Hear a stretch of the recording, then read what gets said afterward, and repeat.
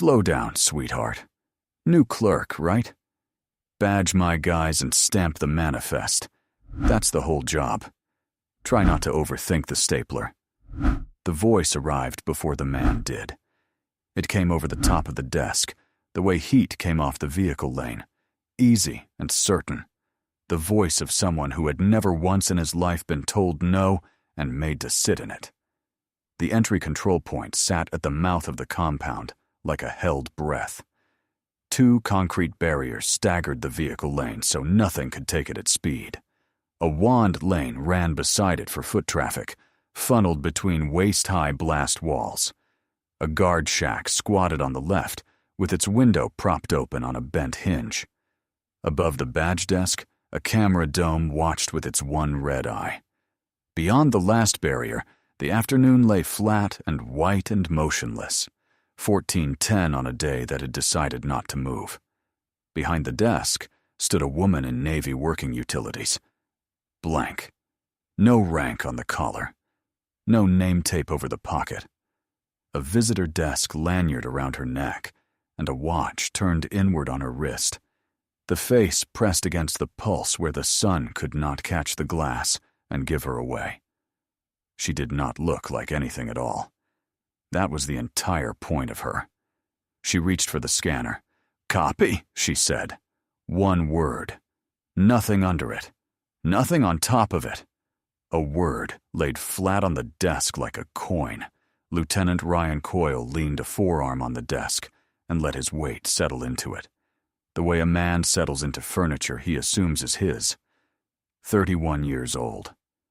A Navy SEAL, and he wore it in the shoulders, and the jaw, and the sunglasses shoved up into short hair. Behind him, 2 operators loitered off his flank in kit, weapons slung, sunglasses down, waiting on him the way men wait on the loudest one they know. Coyle liked an audience. He had brought his own.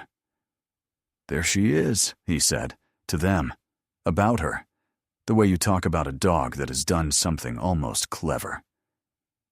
"Give her a week. She'll have the stapler figured out. Maybe 2. He kept going, because men like Coyle rarely stop at one. "You want to know how you tell the real ones from the rest?" he said to his operators, loud, tipping his chin at the desk. "The real ones are outside the wire. Everybody else is behind a desk in the air conditioning, stamping paper and feeling important about it. No offense, sweetheart. Somebody's got to run the stapler." He said it the way he said everything, as though the words cost him nothing and were worth exactly what they cost. The woman behind the desk did not answer him. She was busy. She had just watched the idling pickup's front wheels turn a quarter-inch against the barrier, and she had already decided what that quarter-inch meant, and she had already decided what she would do about it if it meant the worst of the 2 things it could mean. None of that reached her face. Her face was a clerk's face. That was a thing she could do that Coyle would never in his life understand. Put a whole war behind a blank expression and leave the expression blank. The woman badged his first man. Scan, log, timestamp, nod. Fast, exact. No wasted motion in it anywhere. She badged the second. Then she turned the scanner a quarter turn and squared it to the edge of the desk and folded her hands, one over the other, and went still. She was not watching the badges. She was watching the lane, the white pickup idling at the far barrier, the gap of open ground between the 2 operators, the choke where the barrier staggered, the exact width of it, the number of seconds a body would spend crossing that dead space with nothing to hide behind. She read the gate the way a clerk never reads anything, because a clerk has never once stood in a gate while it broke. Some of this happens where no one can see it. She read the lane the way you read a face you already know is lying. Every gap, every angle, every second of dead space where a thing could go wrong, and what she would do in each of those seconds if it did. From the guard shack, a man stepped out with a clipboard and stopped mid-stride. Senior Chief Ray Ostrander had been a master-at-arms for 26 years. 49 years old, gray coming in hard at the temples. a face like a door that had been closed a long time. He had watched 1,000 clerks read 1,000 lanes, and none of them had ever stood like that. None of them held that particular stillness. Stillness like that was a thing you learned in only a few places on this earth, and not one of those places was behind a desk. He set the clipboard down on the shack sill without looking at it. He did not call out. He found the eye of the youngest guard on the lane, a 20-year-old seaman named Aiden Cross, and with 2 fingers held low against his own thigh, he waved the kid back a step from the desk. Away from her. Cross frowned, confused, and stepped back. Coyle straightened off the desk and waved his element through the wand lane with the flat of his hand, a man moving his own weather. "Learn the compound, sweetheart," he said. "You'll get quicker. Everybody does." He was already forgetting her face. That was the mistake, though he would need another 3 hours to find out how big a one. She squared the manifest against the edge of the desk and wrote the time. An officer who had once held a gate with her own body stood behind a badge desk and was told not to overthink the stapler, and the only man on the whole line who understood what he was looking at was quietly moving his people out of the way. Her name was Corinne Vasquez. On the net, when the net truly needed her, it did not use her name at all. The white pickup at the far barrier had been idling for 4 minutes. Vasquez had counted them. Not glanced. Counted. Engine running. 1 occupant. A phone against his ear, both hands busy with it. The truck nosed up just short of Barrier 3, where the lane bent and the sightline to the shack died. Contractor plates. Sun faded. There was nothing wrong with any single piece of it.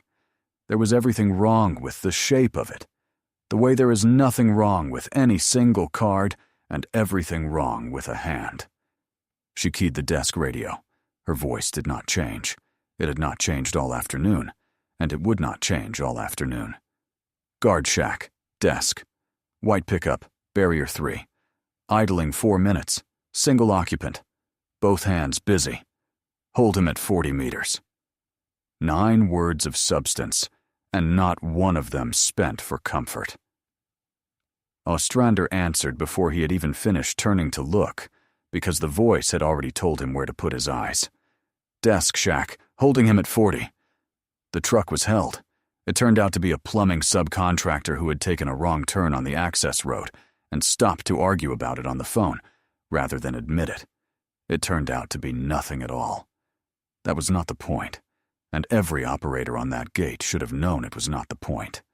The point was that she had read it off the lane before it was anything, in 9 flat words, in the brevity of someone who had spent an entire career deciding in the space of a single breath which idling trucks were nothing, and which idling truck was the last thing she would ever get to misjudge. In the shack, Ostrander pulled her lanyard number and ran it against the access roster on the small screen. The screen thought about it a moment. Then it came back. Not empty.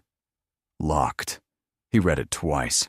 A clerk's credential comes back with a name, a billet, a food service line, a barracks number, the small clutter of an ordinary life on a compound. This one came back with a gray bar where all of that should have been, and a single line of text that told him only that he, Senior Chief Ray Ostrander, 26 years a master-at-arms, wasn't cleared to know one thing more about the woman standing 8 feet in front of him. Clerks do not come back locked. Empty sometimes. New sometimes. Not locked. He sat with that, and the sitting changed his whole afternoon. Out on the lane, one of Coyle's trail operators came back through for a bag he had left staged and clipped the corner of the desk with his hip. The handheld scanner jumped off the edge into the air. Vasquez caught it. Not a reach, a short, flat, economical motion. Her hand already halfway there because some older part of her had clocked the man's hip a half second before it happened. The scanner stopped 6 inches off the concrete and was back on the desk, squared, before the operator had finished blinking at his own hands. She was already looking past him, at the lane. "Good hands," Coyle called over from the vehicle staging, grinning wide. "Good hands for filing, huh?" His men laughed on cue. Vasquez did not. She noted the time on the manifest and squared the page again, one corner to the edge of the desk, and said nothing, because nothing was what the moment was worth. Ostrander came out of the shack with a paper cup of water and set it on the corner of the desk without a word, the way you set an offering down and step back. It was the only thing he had to give, and he gave it. Vasquez looked at the cup. She looked at the senior chief. Something passed between them that had no words in it at all. Two people who had each stood in a place the rest of the gate had only read about, recognizing the standing in one another the way two swimmers recognize a third who is drowning. "Long day, senior," she said. 3 words. "They get longer," Ostrander said, and went back to his shack, and the going back was its own kind of salute, though Coyle would not have known one if it bit him. The clerk had just read a threat off an idling truck in 9 words, and the one man on the gate who understood what he had heard was staring at a gray bar on a screen, trying to work out why her name came back locked. By the 3rd hour, the nickname had set like concrete. Stapler, Coyle's men called her, over the shack's open line and to her face, delighted with themselves, the way men get delighted when a small cruelty catches on. "Hey, Stapler, badge us back through." The word made the rounds of the element like a passed coin, warm from every hand. Vasquez logged each vehicle, each badge, each timestamp in a clerk's neat and level hand, and when they spoke to her, she answered in 3 words and never in 4. The element came back to restage ahead of a movement, and Coyle dropped a kit bag and a hard rifle case flat across the desk lane so his men could sort themselves on his own timeline, and inbound foot traffic backed up behind him and waited, because Coyle had decided it would. He liked deciding things like that. It was cheaper than the things he could not decide. A rifle hung off one man's shoulder as he crouched over the hard case, and the muzzle swung slow and careless and level toward the desk. Vasquez shifted, half a step, not away exactly, to the side, so the line of the barrel crossed empty air and not her body, and in the same motion, her hand came down on the rifle case and slid it off the lane with 2 fingers, sterile, unbothered, the way you move a thing you have moved 10,000 times in the dark. "Leave the gear, sweetheart," Coyle said. "We'll be 5. "Lane's mine," Vasquez said. "Move it or I do." He laughed, loud, for the audience. But he moved it. In the shack, Ostrander leaned on the sill next to Seaman Cross and kept his voice under the noise of the lane. "Stop laughing at the desk," he said. "Watch how she works instead." Cross glanced at him. "Senior, she's a—" "Watch her feet," Ostrander said. "Watch where she puts them the second a muzzle comes up. Watch how she never once puts her back to that lane. Then come tell me she's a clerk." Cross watched, and once he started watching, he could not stop. And the more he watched, the less any of it was funny. He was 20 years old and 8 months on the compound, and he had spent most of those months being told what to notice, and had noticed almost none of it on his own. Now, for the first time, he noticed something nobody had told him to. The clerk's hands never fully rested. Between vehicles, they lay folded on the desk, but the fingers stayed loose and ready. The way a thing at rest is different from a thing that is only waiting. Her eyes moved on a pattern. Lane, choke, far barrier, shack, back to the lane.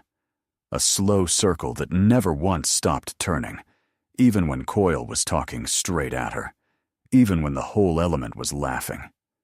She was running a clock in her head that nobody else on the gate could see. Cross could not have named any of it.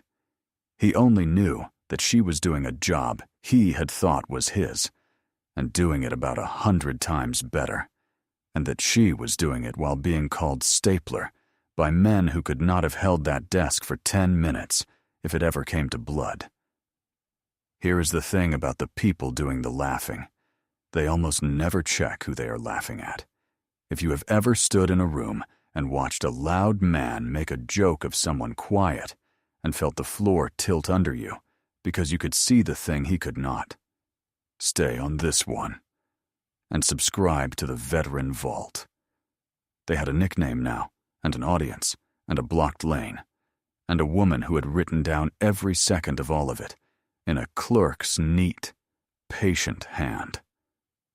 Coyle was annoyed, and annoyed was a dangerous thing to be with two men watching. The desk had made his team wait. The desk had told him to move his own gear. The desk had a mouth on it, and a SEAL lieutenant with operators at his back did not eat that from a clerk and let it sit. So he did the thing that men like Coyle do when their hands are tied and their pride is loud in their ears. He reached for paper. Paper was a weapon he was allowed to use. He called his operations cell on his own net, and he made sure he was loud enough that the shack caught every syllable of it. He reported that the new gate clerk was slow, obstructive, that she did not understand who moved through this gate or why they moved, that she had cost his team a solid 15 minutes of mission-essential movement on a day that could not spare it. He wanted her gone by end of day. He wanted, he said, somebody standing that desk who understood priorities. He said the word priorities twice because he liked how it sounded coming out of him. The complaint routed uphill, the way complaints do. It climbed the chain toward the office of the compound commander, where a decision about the gate clerk would be signed. The office of the compound commander was empty. The compound commander was standing the desk. He filed his grievance uphill, not knowing the hill ended at the desk in front of him. There is a particular arrogance in a man who assumes the whole machine is arranged for his convenience, that the paper he pushes will always land in front of someone who thinks the way he thinks, who will read his word priorities and nod. Coyle had lived his whole career inside that assumption, and it had never once failed him, and so he never learned the thing that a checkpoint teaches on its first bad day, which is that the machine does not care who you are until, all at once, it does. He hung up the call satisfied. He told his men it was handled. He believed, at 14:51 on a flat white afternoon, that he had won something. Vasquez heard every word of the call. She did not react to any of it. She simply added a line to the manifest, in her level hand, noting the time a transiting element leader had lodged a formal complaint against the gate, because a good record is a complete record, and she had learned a long time ago to write down the things people say when they think the person writing does not matter. Then the net changed its weather all at once. The Base Defense Operations Center pushed a no-notice security posture change across the entire compound, a lockdown drill, unannounced, the kind that, in about 90 seconds, sorts the people who run gates from the people who merely stand near them. Badge freeze. Lane hold. Full accountability. Called up on the net. Right now. No warning. No grace. Vasquez ran the desk through it without a single wrinkle. She froze the badges with one keystroke. She held the lane with one word to the shack. She counted, and her count came back over the net in the same flat brevity as everything else she had said all day. 3 exact numbers, delivered once, correct the first time. The gate locked down around her like a machine that had been built for exactly this one moment, because in every way that mattered, she had been. Coyle was caught mid-restage, half his vehicle's on the wrong side of the hold now, and he was stuck behind the very desk he had just filed to have emptied, his own movement frozen by the clerk he wanted gone. Under the pressure of the drill, she did not get looser. She got stiller. She read the whole lane at once, the held vehicles, the foot traffic frozen at the wand, the sight lines, the choke, the far barrier, and she never once lifted her voice above the flat line it had held since 1410. In the shack, Ostrander watched the base defense operations center feed on the small screen. Then he keyed his own radio to a channel that was not the open net, and said something short and quiet to someone the lane could not hear. The lieutenant had just filed to have the clerk removed, and the clerk had just locked down the gate he was standing in, by the book, cold, without blinking. Ostrander did not enjoy being right about this kind of thing. Being right about this kind of thing usually meant somebody was about to have a very bad day, and it was never the person who deserved it least. He stepped fully into the guard shack and raised the Base Defense Operations Center watch officer on a closed channel, and he asked the question, the way a man asks a question he already knows the answer to, and is quietly praying to be wrong about. He was not wrong. Whatever came back to him over that closed channel, it made the senior chief stand up a little straighter in a shack where no one alive could see him do it. He did not repeat it on the open net. Some names you do not say into a radio that every hand on the compound is holding. Some names you protect until the exact second they need to be a weapon. He had served long enough to have heard the name before it was ever attached to a face. Every compound in that part of the world had its stories, and most of them grew in the telling, and a few of them shrank because the truth had been bigger than the men repeating it could carry. Warden was one of the ones that shrank. He had heard it as a rumor 2 rotations back, a gate that held when it had no business holding, an officer who turned the wrong way on purpose, a 19-year-old who stayed. He had assumed, the way you assume about legends, that the real person, if she even existed, would be nothing like the story. And now the real person was standing 8 feet away, squaring a scanner to the edge of a desk, and she was exactly like the story. And somehow that was worse, because it meant all of it had been true, including the part about the boy. He crossed the lane to Coyle at the vehicle staging. He kept his voice down, close, between the two of them. A professional courtesy the man had done nothing on this earth to earn. "Sir," Ostrander said, "walk away from that desk. Finish your movement. Get your team off my gate, and let this go. I'm asking you once." Coyle looked at him the way you look at an old dog guarding an old yard, patient and a little amused. "Relax, Senior," he said. "She's a clerk. You've been out here in the sun too long. Go drink some water." Ostrander held his eyes for one more second. Then he stepped back, because he had asked once, and once was all a man like Coyle was going to be given, and once was all Ostrander had left to give. Cross had drifted close enough now to see it. Not the words, the details. The way the woman at the desk never once put her back to the lane, not to reach a drawer, not to check a screen. The watch turned inward on her wrist, so the glass would never flash and mark her. The half steps, always the safe geometry. Always the muzzle crossing empty air where her body used to be. The way she had caught a falling scanner without looking at it, because her hands lived a full second out ahead of the rest of the world. The seaman stopped finding any of it funny.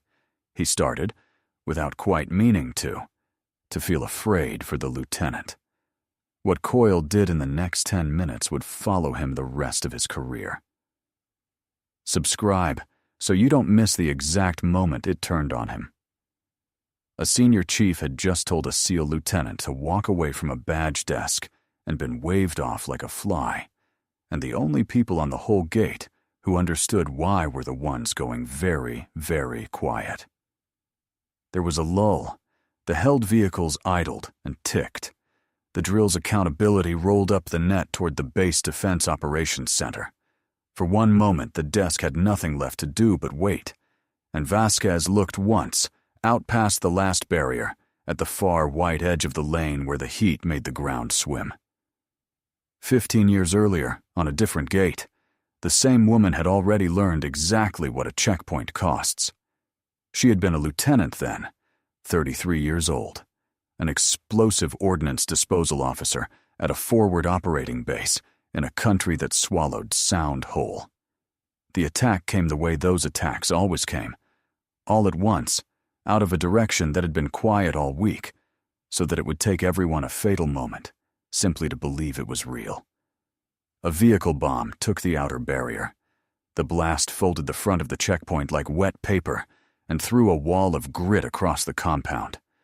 Small arms fire came in behind it, disciplined, pre-planned, raking the entry, and the security force at the gate was cut and falling back. Because that is what a gate does in the end, when the thing it was built to stop finally arrives in full. Everyone ran the way you were supposed to run, away from the gate, into the compound, toward cover and the guns that would rally there. Vasquez turned the other way. Nobody ever sees the inside of a choice like that except the one person making it, and she has never told it aloud to a single soul on that gate or any gate since. There was a second device. She could see the shape of it through the smoke, the exact wrong geometry of it, the way she had trained 10,000 patient hours to see it. And she knew, the way you know your own name in the dark, that the compound behind her had precisely as many seconds left as somebody at the front was willing to buy with their body. So she counted them, the way she counted everything. Exact, cold, correct. And she started paying. The work of it was the opposite of what people imagine. It was not brave in the way a movie is brave. It was slow. It was procedural. It was a woman on her knees in the smoke and the grit, reading a device that had been built by a patient enemy to kill exactly the person kneeling in front of it, and doing the reading anyway. One wire, one angle, one decision at a time, while the world came apart 800 meters wide around her. Fear was in the room the whole time. She did not pretend otherwise, not even to herself. She simply put the fear where she put everything else, off to the side, squared to an edge, out of the lane, and she worked past it, because the seconds were being bought at the front, and she would not waste a single one of them being afraid on company time. She had a rule she had made for herself years before, and she said it once, under her breath, the way she always did. Slow is smooth. Smooth is fast. Fast is alive. She was slow. She was smooth. And behind her, in the choke, a boy was buying her the room to be. Petty Officer 3rd Class Danny Rourke was 19 years old, and he stayed. He did not have to. He was not EOD. He was a kid with a rifle, and no reason on this earth to be at a broken gate, except that the officer who turned toward it did not turn toward it alone, and something in him would not let her. He held the choke while she read the second device. He fed her the seconds in a voice that did not shake. He called the lane while she worked. Calm, exact. 19 years old and steadier than men twice his age. And when the position finally held, it held because two people had refused to let the front fall, while the compound behind them found its feet and its guns. He did not come off the gate. He held the choke until the choke held on its own, and then he held it a little longer, because he did not trust it yet. And the little longer was the part that cost him. When the rally guns finally reached the front and the line firmed, and the officer stood up from the second device with her hand still steady, she looked for him the way you look for the one person who was with you in the dark. And the place where he had been was a place she has been looking at, in one form or another, every day for 15 years. Restraint is the only decent way to carry a thing like that. He bought the compound 11 seconds. She has spent 15 years being worth them, one day at a time, and she is not finished. In the after, the smoke thinned, the count made, the citation typed by someone who had not been there. They gave her the silver star. She wore it exactly as long as the ceremony required, and not 1 minute longer. And the compound's net, without anyone deciding it, without a single order given, began to call her something. not her name. When the gate had broken and one flat voice had held it together in the dark, that had been the voice, and the net simply kept it. Warden, the one who holds the gate, the one who does not leave it. The clerk, being told not to overthink the stapler, had once stood in a broken gate and refused to leave it, while a boy died buying her time. And now you know exactly what a radio means when it says her name. The drill hold broke Coyle's patience, the way heat finally breaks a seam. His vehicles were split across the barrier. His timeline was gone. He had been made to wait, moved off his own staged gear, warned by an old master-at-arms, frozen in place by a clerk, and every single second of it had happened in front of two of his own men. Pride is a loud animal, and it was screaming in him now. He stepped to the desk. "Release my vehicles," he said. "Now." "Hold still active," Vasquez said. 4 minutes left on the accountability. Your vehicles move when the net clears them, not before. I said now, Stapler. 4 minutes. He reached across the desk and ripped the scanner out of her hand. His fingers closed on her wrist for half a second as he took it. Hand on the equipment, hand on the post, hand on the officer, during an active lockdown in full view of the shack, under the one red, unblinking eye of the camera dome. The whole shack saw it happen. Cross came half up out of his chair, one hand already reaching for nothing. Vasquez let it happen. She did not pull back. She did not raise her voice. She did not so much as shift her weight from one foot to the other. She looked at Lieutenant Ryan Coyle, and for the first time in 3 hours, for the first time in this entire story, she smiled. Small. Certain. The private, patient smile of a person who has just been handed, with both hands, the one thing she was waiting all afternoon to be given. "Okay," she said. "Now it's on the record." Coyle stood there with the scanner locked in his fist, not yet understanding, in the marrow of him, that he had already lost everything that mattered. "On the record," he repeated, and he tried to make it a sneer, and it came out thin. "You want to write me up? Go ahead. Write your little report. You know how many reports I've had die in a drawer?" He was talking to fill the silence now, and the silence was not filling. Somewhere underneath the swagger, a much older animal in him had started to smell the change in the air, the way the operators behind him had already smelled it, and gone quiet, and the animal did not have words yet, only a cold feeling at the back of the neck that the ground had shifted, and he had not been told which way. Vasquez said nothing. She did not need the last word. She had the record, and the record doesn't need a voice. The eye goes to the dome over the desk, and the red light steady beneath it, patient as a heartbeat. The Base Defense Operations Center had all of it. The grab, the wrist, the drill still live and logged on the board behind them. And somewhere off the floor, in a room the gate could not see, and Coyle had never once thought about, a hand reached out and keyed a radio. He had put his hands on the post during a lockdown, on camera, in front of witnesses, and the clerk had smiled, because that grab was the one last thing the record had been patiently waiting for. Then every radio on the line came alive at once, the desk radio, the shack line, the open net, the operator's own element channel clipped to Coyle's own kit, the Base Defense Operations Center Overwatch, all of them in the same half-second, the way a full room turns as one body toward the same opening door. All stations. This is Base Defense. Stand down at the entry control point. Warden is on that post. I say again, Warden is on that post.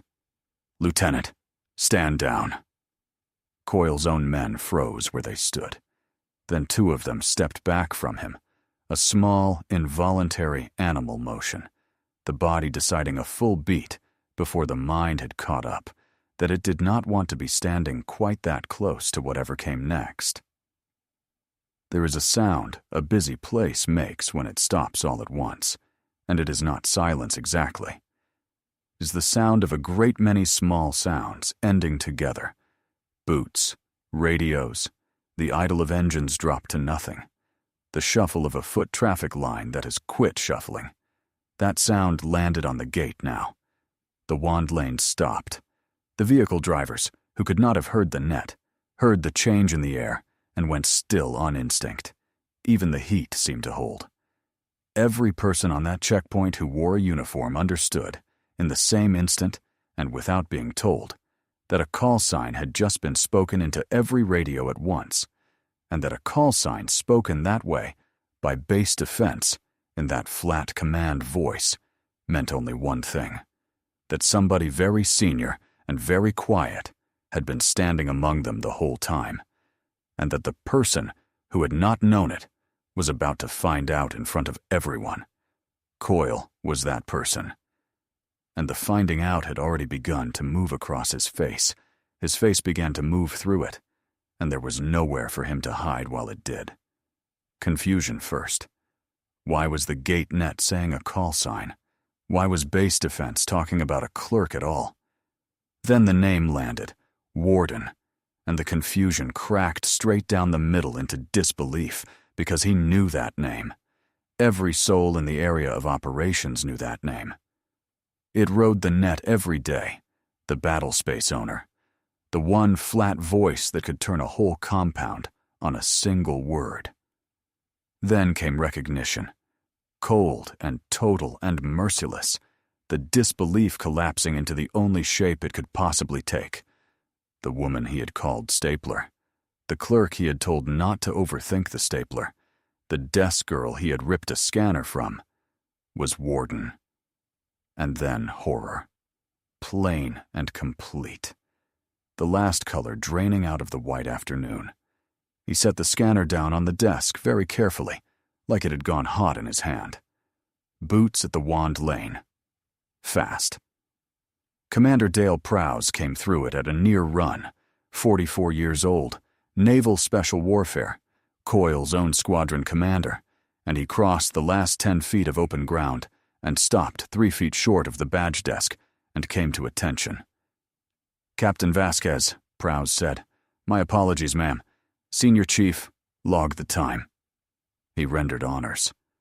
To the clerk, his hand came up sharp and held there, and he did not lower it 1 inch until she gave it back to him. Ostrander was already standing tall. He echoed it, crisp, and held. And the gate went silent.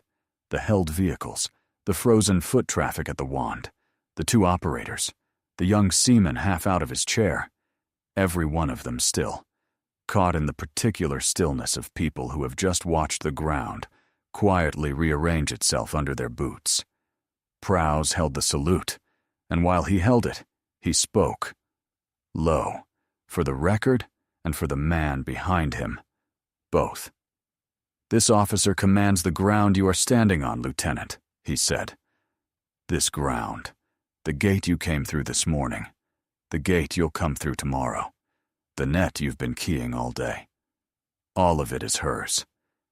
She was on that post because she stands her own gates, which is a thing you might write down somewhere, if you ever learn to." He did not raise his voice either.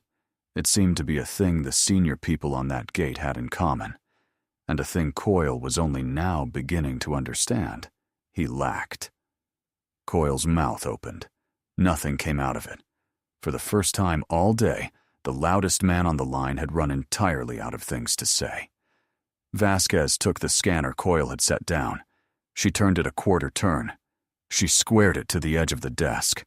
Then she looked, at last, at the one man on the gate who had never once thought to ask her a real question.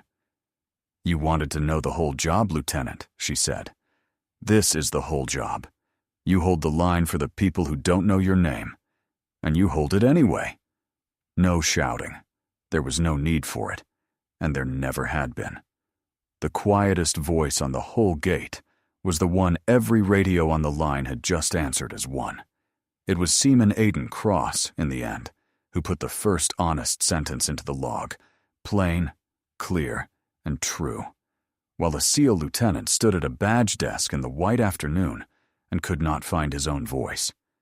The lieutenant grabbed the equipment out of her hand during the lockdown, the seaman said, and I saw him put his hand on her arm, and it happened right there, at the desk, and I'm the one who's saying it.